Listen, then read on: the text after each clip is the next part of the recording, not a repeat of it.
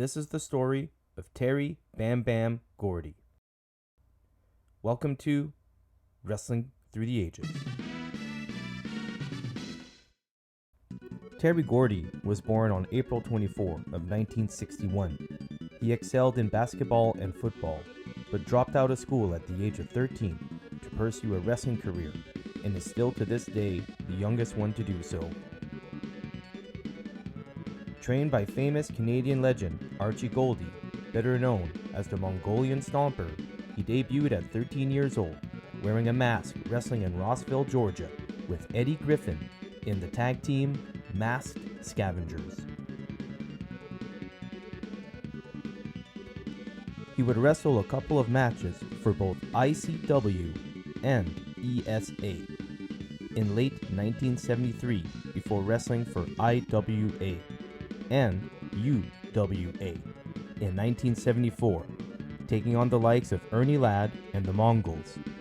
He was 14 years old and went under the ring name Terry Mecca. On September 19, 1977, Terry Gordy joins the CWA to wrestle a series of tag matches with Robert Gibson, Jim Garvin, Al Costello, and Scott Casey. He would also have a couple of single bouts against Phil Hickerson, Radomius, Sony King, and Ken Dellinger. The following year, 2 days after New Year's, Terry would meet an unlikely character that would change his career forever. Michael P. Hayes would bring Terry under his wing and form the Fabulous Freebirds, coming to the ring to Lynyrd Skynyrd.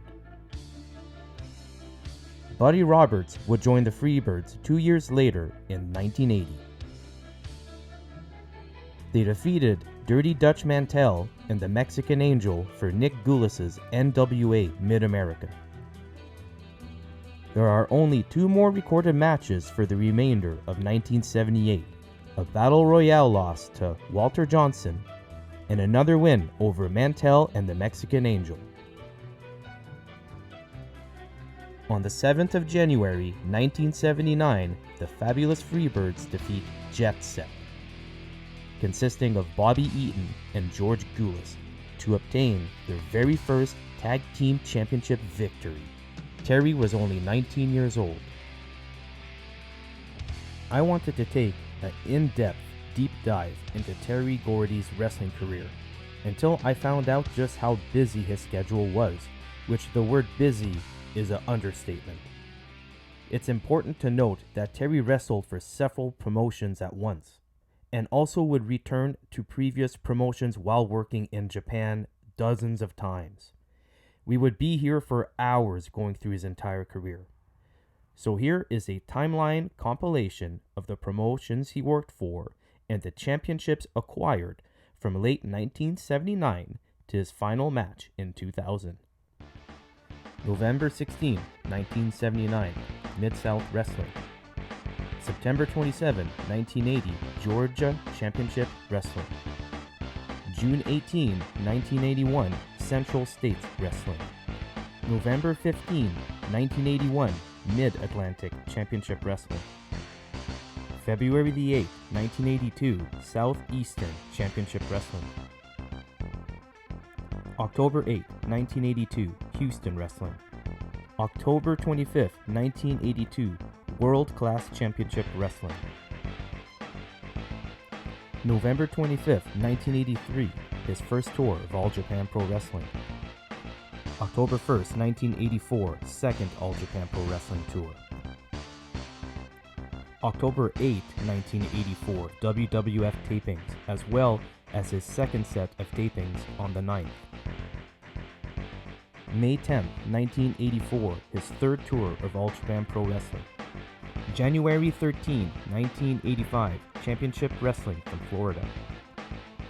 April 19, 1985, American Wrestling Association.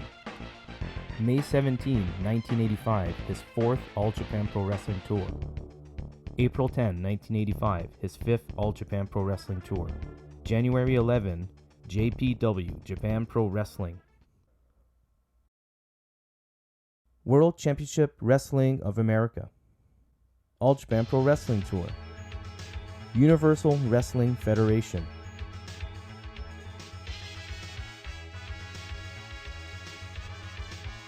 Jim Crockett Promotions, WCWA, Continental Wrestling Federation,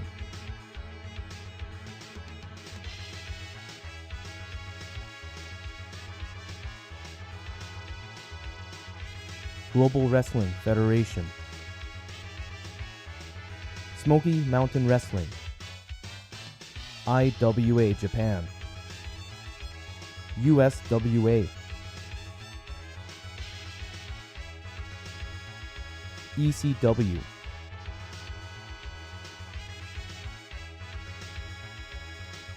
BBOW, War Japan, OPW, NWA Mid-America Tag Title twice, Mid-South Tag Title 3 times, Mid-South Louisiana Title, Mid-South Mississippi Heavyweight Championship, NWA Georgia Tag Team Title, NWA National Tag Team Title 4 times, Alabama Heavyweight Title, Southeastern Heavyweight Championship, WCCW 6-Man Tag Title 6 times, NWA American Heavyweight Title, NWA Texas Brass Knuckles Title, NWA World Tag Team Title 2 times, NWA Texas Heavyweight Title, UWF Heavyweight Title, AJPW World Tag Team Title 7 times, AJPW Triple Crown Title 2 times, WCW World Tag Belts, NWA WCW Unified World Tag Team Title, GWF North American Tag Title, Smoky Mountain Heavyweight Title, World's Strongest Tag Determination League, World's Strongest Tag Determination League Fighting Spirit Award. Terry was everywhere, and people couldn't keep their hands off him. Terry was setting attendance records, causing riots whenever they turned heel, winning championship after championship with his fellow Freebirds, Michael P. Hayes and Buddy Roberts, all across the states, as well as polishing off his skills on his Japanese tours for All Japan Pro Wrestling, winning the tag team titles often. Like previously mentioned, upon his return to the States, Terry would wrestle for several companies, drawing in huge crowds. From the 80s throughout the 90s, you could count on Terry having at least one belt around his waist. Terry loved Japan with a passion and would return a total amount of 25 times, winning multiple belts and tournaments and prestigious festivals. He would win the World's Strongest Tag Determination League with Stan Hansen and eventually meet another giant who would become his best friend, Dr. Death Steve Williams. Terry and Dr. Death would form the Miracle Violence connection, ushering in the era of big Western gaijins dominating the Far East. Their matches were very rough, very, very rough.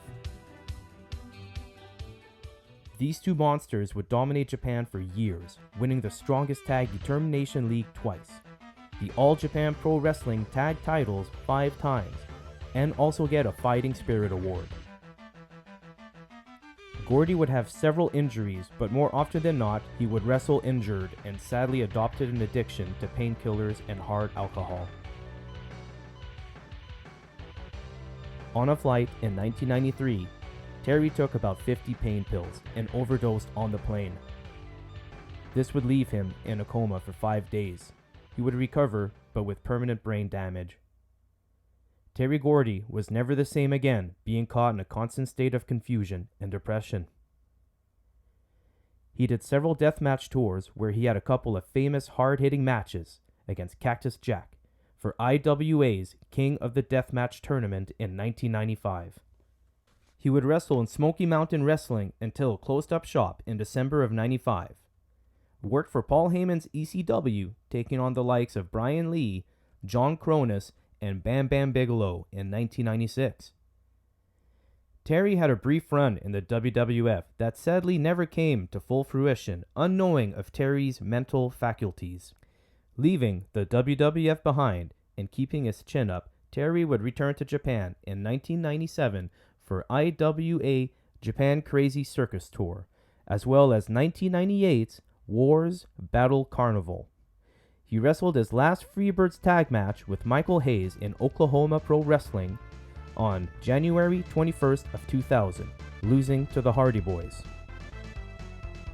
Terry would then have his last match for IWA on February 4, 2001 with Ichimiya, Ishii, Ueno, and Kito, defeating Doug Gilbert, Shinjuku, Sibum, Uwano, and Matsuda. Terry would retire after this match. 5 months later, Terry's wife, Connie, would find the giant man motionless at home. Terry passed away due to a heart attack at the age of 40. Terry Gordy was a larger-than-life character. He achieved every goal set before him, showcasing the amount of determination and pure power he carried with him everywhere. Thanks for watching, and I'll see you next Friday for another episode of Wrestling Through the Ages.